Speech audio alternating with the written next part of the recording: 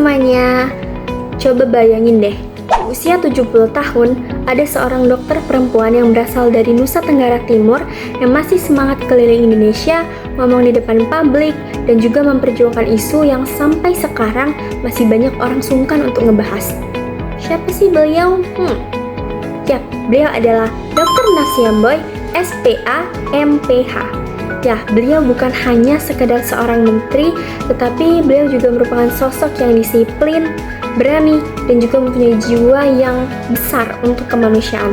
Nah, di video kali ini bersama dengan saya, Raida Ramadhani Putri, dengan NIM 1001138281664 yang berasal dari Fakultas Kesehatan Masyarakat Universitas Sriwijaya akan menceritakan sedikit kepada kalian gimana sih perjuangan beliau bisa menjadi inspirasi bagi banyak orang, terutama kita nih, Gen Z, yang nggak hanya sekedar mau sukses, tapi juga mau memiliki dampak nyata bagi orang lain. Dr. Nafsiamboy lahir di Sumba Barat, Nusa Tenggara Timur tahun 1940. Dari kecil, ia sudah dikenal pintar dan disiplin. Tapi yang bikin kagum, semangat belajarnya nggak main-main. Beliau kuliah kedokteran di Universitas Indonesia, lalu melanjutkan studinya di Harvard University. Iya, Harvard. Di masa itu, jarang banget loh ada perempuan yang berani melangkah sejauh itu.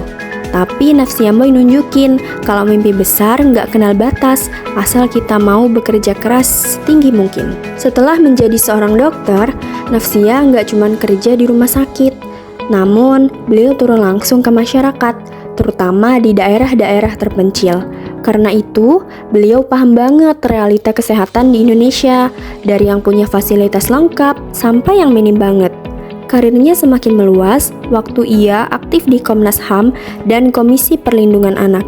Dan puncaknya pada tahun 2012, beliau diangkat menjadi Menteri Kesehatan Republik Indonesia.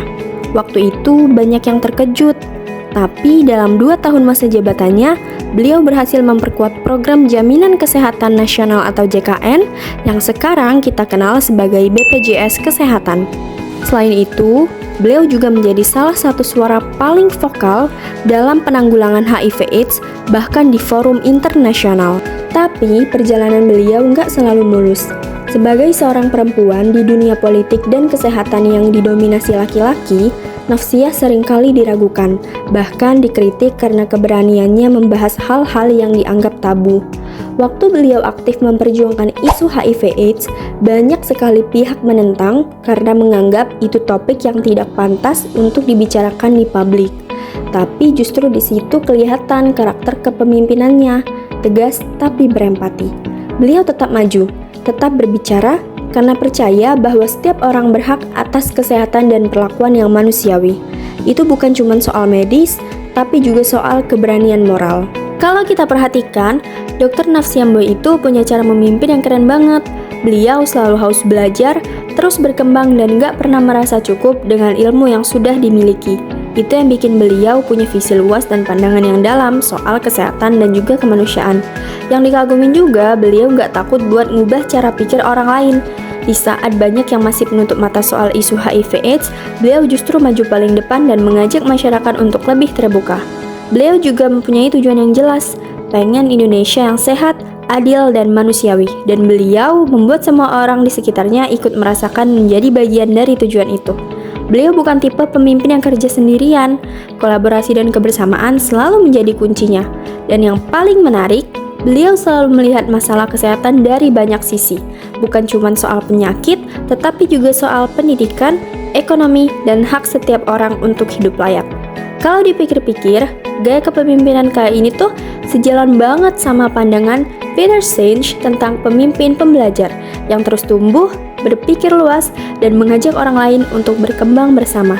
Dari situ kelihatan banget kalau Dr. Nafsiamboy ini bukan cuma pemimpin yang cerdas, tetapi juga punya hati yang besar dan cara berpikir yang matang. Dr. Nafsiamboy pernah berkata, kesehatan bukan hanya sekedar bebas dari penyakit, tetapi juga tentang hak asasi manusia. Dan dari situ, kita bisa belajar satu hal penting. Jadi pemimpin bukan soal jabatan, tapi soal keberanian untuk peduli. Beliau ngajarin kita, kalau perubahan besar bisa dimulai dari hal kecil. dari kejujuran, disiplin, dan empati dalam hal apapun yang kita kerjakan. Semoga kisah Dr. Nafsiamboy bisa menyentuh kita semua dan bikin kita sadar kalau jadi pemimpin itu bukan tentang dilihat, tapi tentang memberikan makna. Nah, gimana nih? Dari kisah Dr. Nafsiamboy, kalian paling terinspirasi bagian mana sih? Kalau aku, beliau nunjukin banget kalau jadi pemimpin itu gak harus muda, tapi harus punya semangat yang muda. Oke, sekian video kali ini. Semoga teman-teman mendapatkan pelajaran dari kisah kepemimpinan beliau dan teman-teman menjadi semangat untuk melakukan hal kecil yang berdampak besar. Seperti kata beliau, perubahan dimulai dari keberanian buat peduli. Terima kasih sudah menonton. See you. Setiap perempuan layak dapat kesempatan untuk mewujudkan potensi atau talenta yang diberikan Tuhan kepadanya.